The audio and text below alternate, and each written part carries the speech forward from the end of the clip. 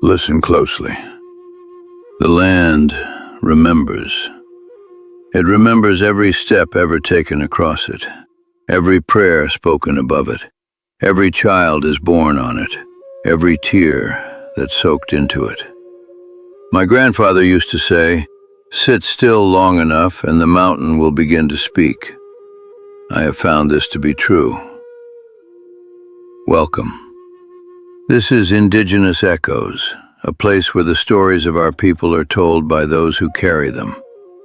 I am Kanuna Asgaya, an elder of my people, the Cherokee, the principal people, the Aniyunwiya. And I am here to pass down the teachings and histories given to me by my father and my grandfather, and by the long, unbroken line of voices that stretches back further than any written record can follow. Sit with me a moment. Before I carry you into this story, I want you to hear one thing my grandfather told me. When I was young enough to still sit at his feet and look up at the sky through the leaves, he said, "Kanuna, the greatest lie ever told about our people is that there was nothing here before the strangers came. There was everything here, a whole world, a whole way of living, beautiful and complete and very much alive." That is what this episode is about. Not the suffering, we will get to that. Not the forced marches, we will get to that too. Today, I want to show you the world that existed before any of that happened. I want to show you what we built, what we knew, how we lived.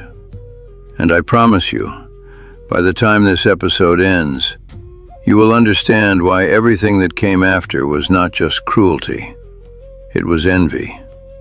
Let us begin. The backbone of the world. Close your eyes for a moment if you can. I want to place you somewhere. You are standing in the mountains. Not flat mountains, not gentle hills.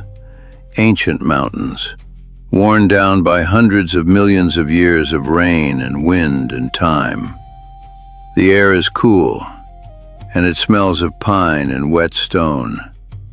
Below you, a river moves through a green valley. You can hear it. Ahead of you, ridge after ridge folds into the distance, each one a deeper shade of blue. My grandfather called this the backbone of the world. This is the Appalachian Mountain Range, the Great Smoky Mountains, the Blue Ridge, the Unicoi, the place that our people have called home for at least 3,000 years, maybe longer. Our oral traditions, the stories passed from elder to child, sitting exactly like you and I are sitting now, those stories place us here from the very beginning of creation, from before time had a number. Archaeologists, the people who dig in the earth and read what the soil remembers, they have found evidence of our presence here going back at least 3 millennia, 3,000 years. I want you to hold that number gently, not rush past it. 3,000 years ago, our people were already here, already naming these mountains, already fishing these rivers, already raising children in these valleys. The United States of America is 250 years old. We were already here for 2,750 years, before that country had a name. At our greatest reach, our homeland covered approximately 140,000 square miles, across 8 of what are today called American states. That is larger than the entire country of Germany. Not a small band wandering without direction. A nation with boundaries and roads and towns and laws, and a way of life so deep and so rich that even now, telling you about it, something lifts in my chest. This was our home. This was our world. And I will spend the rest of this episode showing you how extraordinary it truly was. The real people, who we were and how we lived. The word Cherokee, most people do not know this, is believed by many historians to have come from a Creek or Choctaw word, shaped further by European tongues that could not quite hold the sounds of our language. The exact origin is still debated by scholars. But what matters is the name we have always called ourselves. The name we have always called ourselves is Aniyunwiya. It means the principal people, the real people. Not because we believed we were better than others, but because we understood who we were. We had a name for ourselves that was ours, that came from us, not a name given by a stranger. My grandfather used to say, "A people who know their own name cannot truly be taken from themselves. You can move their feet, but you cannot move their knowing." Now let me tell you how we lived. The 7 clans. Every single Cherokee person ever born was born into one of 7 clans. This came through the mother's side. We are a matrilineal people. Your mother's clan was your clan. It was where your identity lived. It was your first belonging.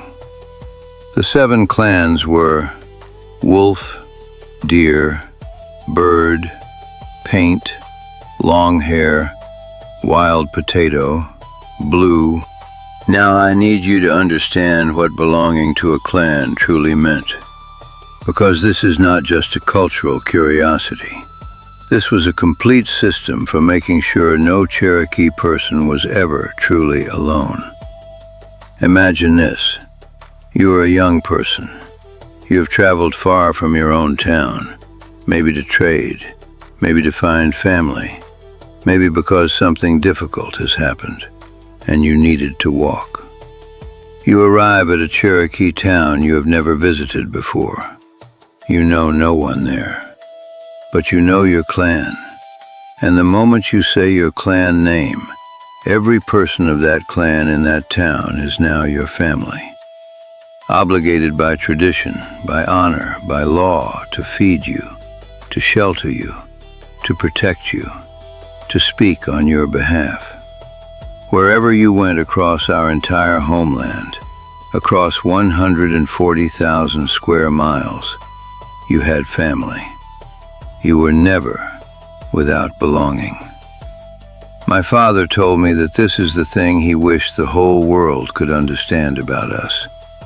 He said, "Kanuna." We built a society where loneliness was close to impossible. Not because we were perfect, but because we built the right structures. Think about the world today. How many people in great modern cities sit alone in rooms and feel like no one is coming? We solved that problem 3,000 years ago in the mountains. The towns and the council house. The heart of daily life was the town, each one largely self-governing, each one gathered around a council house, a large, round building at the center of everything, sometimes big enough to seat hundreds of people. This was where decisions were made, not by one man sitting on a throne, by the community, together. Every voice could be heard. Every concern could be spoken. My grandfather described it like this. He said, "Picture the council house full of people, the fire at the center, smoke rising to the hole in the roof, and every person there knowing their voice has weight, their words matter. The community cannot decide without them." That is not primitive. That is democracy. And it existed in our mountains long before the word was written in any European language. The 2 governments. Now, here is something that I find particularly worth sitting with. Our towns had not one government, but 2, a white government and a red government. The white government, led by the peace chief, with a council that included women, governed during peacetime. Trade, ceremony, disputes between neighbors, daily life. The red government, led by the war chief and the warriors, only had authority when there was conflict, when war came. And here is the remarkable part. The moment that conflict ended, the moment peace returned, authority went back to the peace chief, back to the civilian leadership. The military could not hold on to power once the fighting stopped. It was built into the structure of who we were. The United States Constitution established a separation between military and civilian authority in 1787. We had been living that separation for centuries before 1787. Remember that. The beloved women. I cannot speak of our governance without speaking of our women, because our women were not hidden away. They were not silent. They were not simply the people who stayed home while men made the decisions. Cherokee women owned the home. They owned the fields. They had their own councils. Their voices were formally part of decisions about war and peace. The highest honor a Cherokee woman could receive was the title of Ghigau, beloved woman. These were women who had shown exceptional wisdom, exceptional courage, exceptional service to the community, and their words carried formal weight in decisions that shaped the entire nation. When European diplomats came to negotiate with us, and we will get to those negotiations in later episodes, and they were brutal in their own way. Some of those diplomats had to sit across from a beloved woman and acknowledge her authority. A woman holding formal diplomatic power. In a time when European women were not permitted to own property or speak in public governance. I want you to notice the contrast. Who was civilized? The food, the fire, and the stories. We were farmers. We grew corn, what we called Selu. We grew beans, squash, sunflowers. We hunted white-tailed deer and turkey and bear. We fished the rivers with weirs and nets and hooks made by hands that knew exactly what they were doing. But I need to be careful here, because when I say we grew corn, I am not simply describing agriculture. I am describing a relationship. Selu was not just a plant to us. In our understanding of the world, Selu was a sacred being, the Corn Mother, a spirit who gave her own body so that our people could eat. Every time we planted corn, we were remembering that gift. Every time we harvested it, we were honoring a sacrifice. Every harvest ceremony, and we had ceremonies, rich and specific and deeply felt, connected the act of eating to the story of that sacred giving. My grandmother sang to the corn when she planted it. I watched her do this as a child.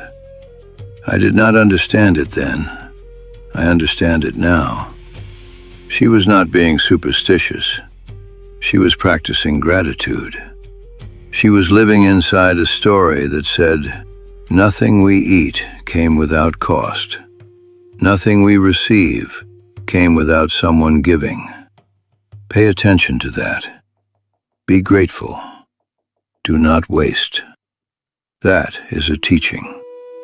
A teaching as deep as any philosophy written in any great book by any great thinker. And it lived in the hands of an old woman singing to corn in the mountain soil. The stories. And the stories. Oh, the stories.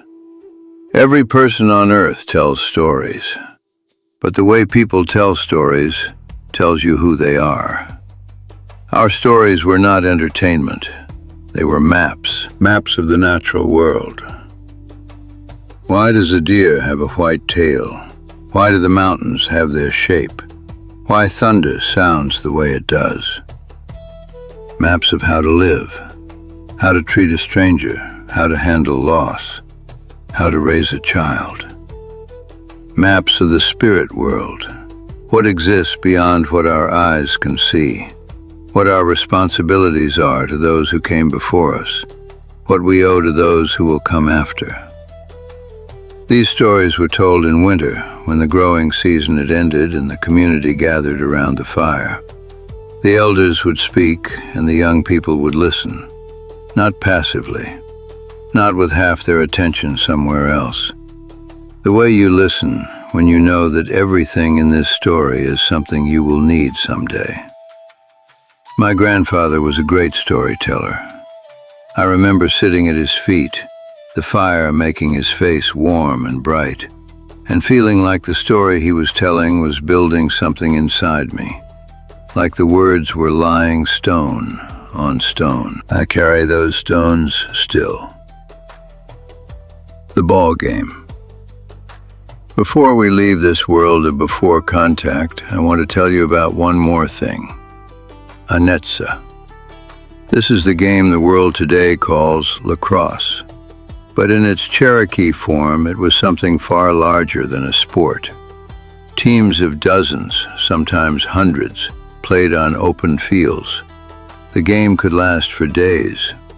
Players fasted before it, carried out ceremonies before it, prepared their bodies and their spirits the way a warrior prepares for battle. Because in a very real sense, it was a kind of battle. It was sometimes used to settle disputes between towns. Rather than send warriors against each other, rather than spill blood and leave grief in two communities at once, the towns would agree to play. The outcome of the game would settle the dispute. A whole conflict resolved by sport. I pause here because I want you to think about that. Two communities are in disagreement. Two communities that could choose violence. And instead they said, let us run, let us play. Let us settle this without making widows and orphans. That is not primitive, that is wisdom. That is a people who understood that the price of war is always paid by someone who did not start the fight. Sequoyah, the man who gave our language its wings. I saved this for last in this first episode because I believe it is the most extraordinary thing I will tell you across all 4 of these episodes. And almost no one outside our people knows it well. His name was Sequoyah. He was born around 1770 in the hill country of what is today Tennessee. He was a Cherokee silversmith, skilled with his hands, known in his community, a man who made beautiful things. He never learned to read or write in English. He never attended any school in the Western sense. But around the year 1809, something caught fire inside him. He had been watching the European and American settlers communicate through paper and ink. He called it talking leaves. He saw that a mark on a piece of paper could travel across great distances and carry a person's thoughts to another person's mind, without a single word ever being spoken aloud. Messages, preserved. Knowledge, saved. Stories, kept safe across time. And he sat with a question that would change our people forever. He asked, why should our language not have this? No one asked him to find an answer. No government funded this work. No university supported it. It was one man, one question, and a fire inside him that would not go out. For approximately 12 years he worked. His family thought he had lost his mind. His wife, some accounts tell us, burned some of his early work, believing it was connected to something dangerous. He kept going. In 1821, Sequoyah walked before the Cherokee National Council and presented what he had made. 86 symbols. Each one represents a distinct syllable in the sounds of our language. Not an alphabet borrowed from anyone else. Not a system copied from European writing. Something entirely original, built from nothing, by one man, to fit the specific sounds of Cherokee speech. The council tested him. They said words aloud. He wrote each word using his symbols. His daughter, Ahyoka, who had been learning the system alongside him, was brought in from another room. She read back every word perfectly. The council adopted it immediately. And then, something happened that my grandfather said always made him feel like the air itself was celebrating. Within months, not years, not decades, within months, Cherokee literacy spread across our nation like fire in dry autumn grass. Elders learned, children learned. People wrote notes to each other in Cherokee and passed them from town to town by hand. By the 1830s, as many as 9 out of every 10 Cherokee adults could read and write in their own language. 9 out of 10. At the same time, in the same decade, that number was lower among white Americans. A people being called uncivilized had just become more literate than the people calling them uncivilized. And it did not stop there. In 1828, just 7 years after the syllabary, we launched the Cherokee Phoenix, the first Native American newspaper in the United States, printed in both Cherokee and English, reporting on our national affairs, our laws, our treaties, news from the wider world, a democracy with a written language, with a free press. In 1827, our nation adopted a formal written constitution. 3 branches of government, executive, legislative, judicial, a Supreme Court, and formal protections for the rights of our citizens. The American Constitution was 40 years old at that point. We had just built the same structure, shaped by our own values, for our own people. I want to stop here, before the strangers arrive, before the diseases, before the laws that were written to take from us what we had spent thousands of years building. I want you to sit with this world for a moment. The council houses are full of voices. The clan system meant no one was ever alone.